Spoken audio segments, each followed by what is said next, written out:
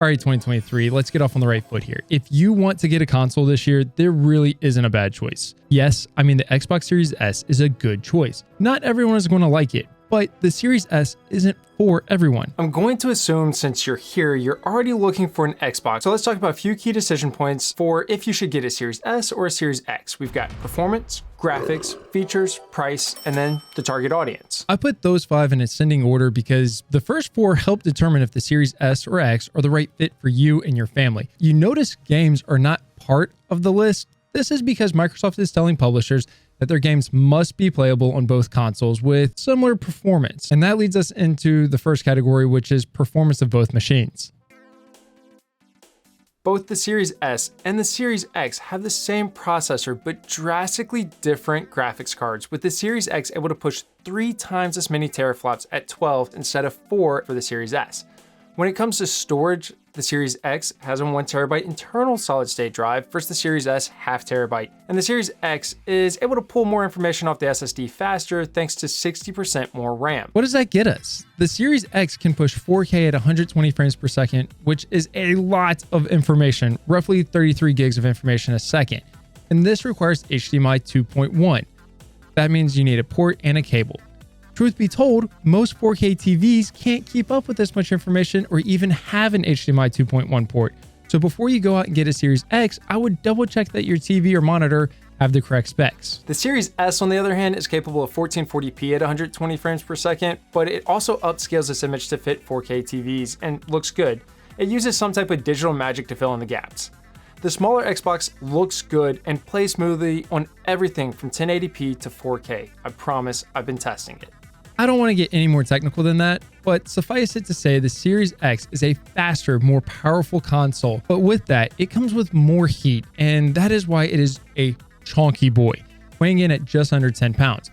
The 2 biggest reasons for that extra chunk are the disk drive and the cooling system. Those take up considerable room and make the 1-foot-high box need just that little bit of extra space for airflow. The Series S, on the other hand, is 55% slimmer and weighs in at a slight 4.6 pounds. This also means that the Series S can fit in more spots and be more adaptable to living spaces. I also really like this black on white look versus the all matte black of the Series X. I have no idea why. I used to love this look. Now this Series S, I have both and played some very taxing games and have not noticed any real humming, vibration, sounds from either one, which is pretty impressive considering the amount of heat that they can produce. Absolutely phenomenal machines and very quiet performance. The performance of both consoles is not the end-all be-all. They're greatly aided by several incredible quality of life features that simply were not possible in previous generations. But first, we really need to discuss the graphics. The Series X is like driving a tricked-out Corvette. It's fast and powerful and can push the limits. Probably one of the best examples is Plague's Tale Requiem, where the fauna environment are beautiful, but on the Series S, which is akin to souped-up WRX, they're not quite as mesmerizing. Do I have anything against it? No. I drive the fool out of a WRX or a Corvette, and the same goes for an X or an S. That being said, I do believe in the future we will see the Series X get to maintain those high or ultra settings with more features and better draw distances, while the Series S is more of a medium settings, less distance rendering of details and objects. Will this be game breaking? No, I don't think so, and developers do have ways to make it work. But again, that's a little too technical for this video, so we'll just go with, if you want to play really pretty games to go with great gameplay, the Series X is the way to go. If you care more about just playing games, the Series S is just as capable. But really, the graphics are going to be driven by the new game engines that come out, like Unreal Engine 5, and as developers get to know them better, we'll see how the consoles handle the heavier tax and loads. But some of those added taxes can be mitigated or hidden through some quality of life features that Xbox has built into the Series S and X. Xbox has built in some great features that make jumping into and out of gameplay easier for gamers and families. The top of this list is Quick Resume, which lets you jump right back into the action if you were suddenly stopped playing and went to, say, Netflix or YouTube, and then jump right back into action where you stopped. It doesn't work as well with online lobbies because of the required connection, but it works great with single-player games like Jedi Fallen Order. Next up is Instant On. Instead of fully powering down, it puts the Xbox into sleep mode and suspends the games that were being played. This means that the quick resume function kind of works here too, allowing players to instantly return to the action for the last game they were playing. Smart Delivery is a quality of life feature that I absolutely adore. I didn't know I needed this one until I had it. You buy the game and the system will download the best available version for the console that you're on. This is clutch in my house since I still have an Xbox One X connected to one of the TVs. I download it correctly on the Xbox Series X with one button. I download it on the Xbox One X with one button. Super easy. But what makes the Xbox Twins different?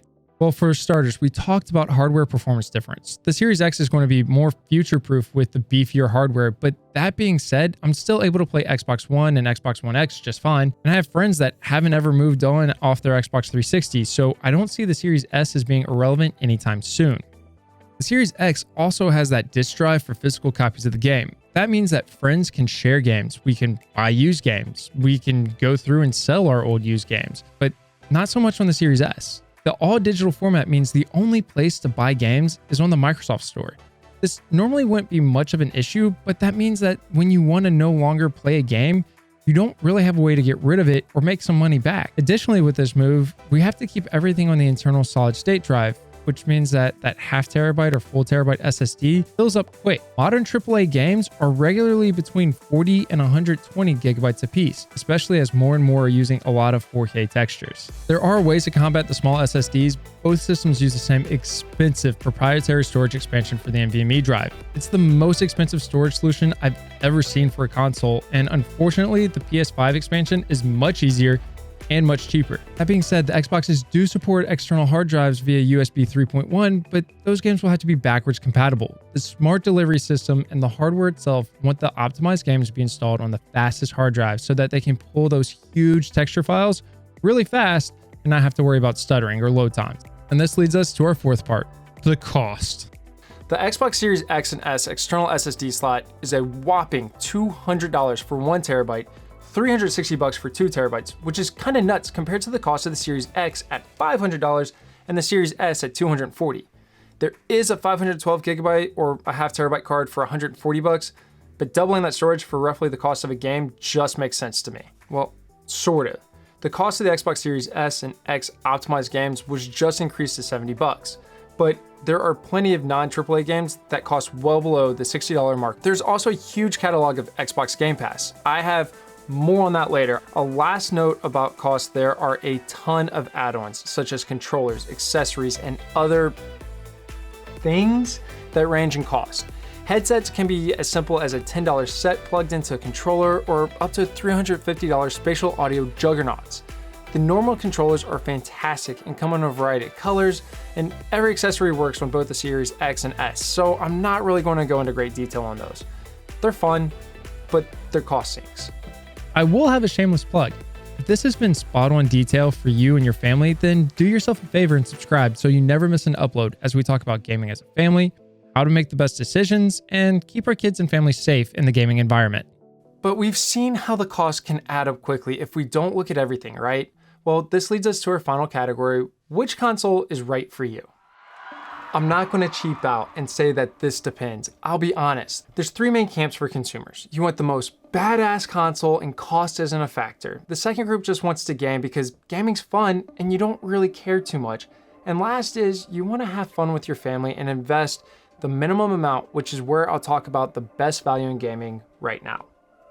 The first group, if you want the most awesome gaming console for you and your family, future-proof for as many years as you can get, just grab the Series X. Even without the higher refresh rate and color reproduction on the high-end TVs, the graphics are still going to be cleaner, clearer, and crisper, and that extra power will mean that it sticks around for quite a while.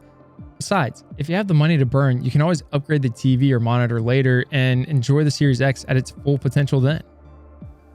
Group 2, if your TV doesn't have HDMI 2.1, it isn't capable of 4K 60 or 4K 120 frames per second, and you're not going to notice things like the distant trees or the castles in the background or fans in the stands, then it doesn't matter if you get either one. The Series S will perform to your standards. The only reason to go to the Series X would be to have the ability to borrow physical games or sell your own copies once you're done with them, or you plan on playing offline more often than online. Third group, and like I said, I think this is where most gamers are, they just want to play as many good games as possible for as little money as possible. Gaming on a 1080p TV? No problem. The Series S excels in the 1080p range, smooth and buttery. The cost of the Series S dropping to $240 over the 2022 holidays will hopefully remain, because it is an excellent price point for the system. It brings the Series S close to the price of a Nintendo Switch Lite at $200, but it's so much more powerful.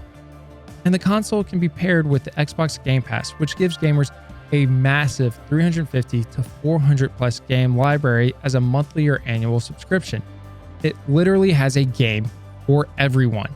And typically Game Pass and Xbox Live, yes, they are sold separately, which is silly, I get it. They go on sale though twice a year, bringing down the cost of Xbox Game Pass Ultimate to roughly $60 or $80 for the year. So yes, the Series S and Game Pass Ultimate are the best value in gaming time right now. But Game Pass can be a little confusing, and if you want to buy Ultimate straight away, it's $180 a year. But I don't want anybody spending that money unnecessarily and saving when they can. That's why I recommend checking out this video right here, talking about all the different types of Game Pass, what they provide, and the different costs. And ultimately, how to save that extra money to get it all for cheap. This is Wes from Ridir Gaming. Do good, play hard, game on, and I'll see you in Game Pass.